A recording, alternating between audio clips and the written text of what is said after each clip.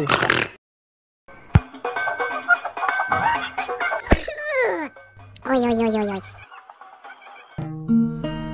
Rero mwana wanjye Kiyoni, dore ubu ngubu uroze uriyuhagiye, ujye ugira isuku, dore wanukaga.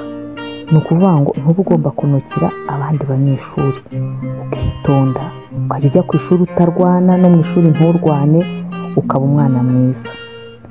Kandi mwana wanjye Kiyoni, ikindi kintu nashaka kukubwira, dore mwana wanjye Kiyoni, ubona ko mbona amafaranga ari uko nakubuye mu muhanda.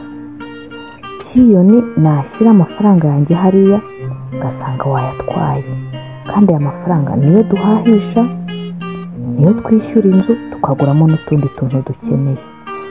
Mwana wanjye, ikintu uzajya ukenera cyose ujye ukimbwira, nimbona ubushobozi nzajya nkikugurira aho kugira ngo unyibe, sibyo?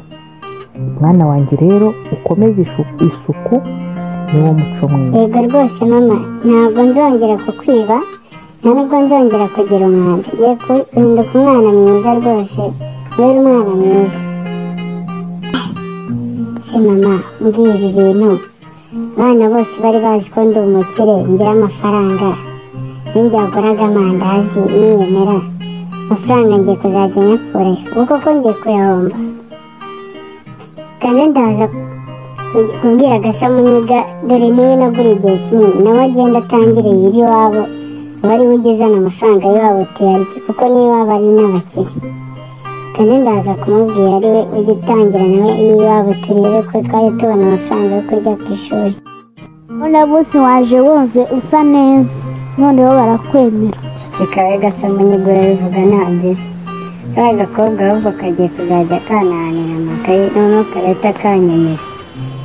Ndabona noneho ko naje nikozeho, nasokoje noze, nanesha imyenda.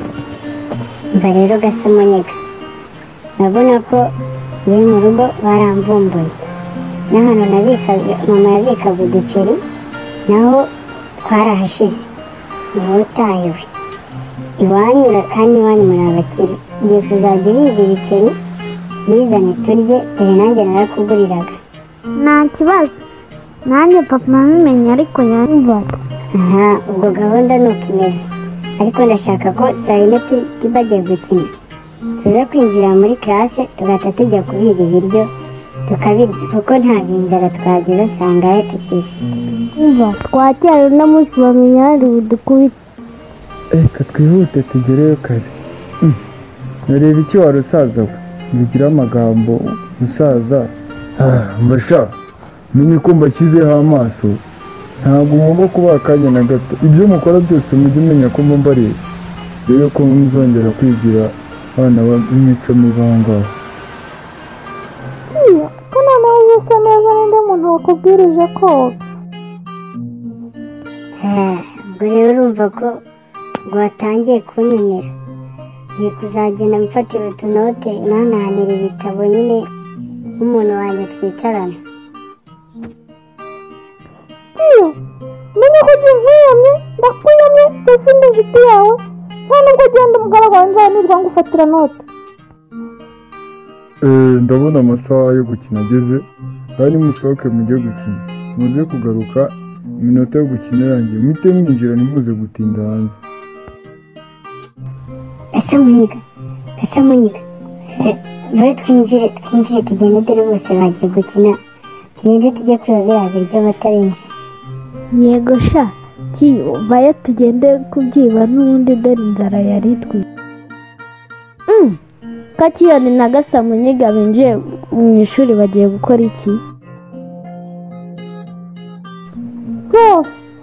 Hano mu ntebe hari abantu bahamenye ibyo, ntabwo nzi umuntu wahariri. Prof, nanjye nabuze ibintu byanjye, sinzi uwabyibye.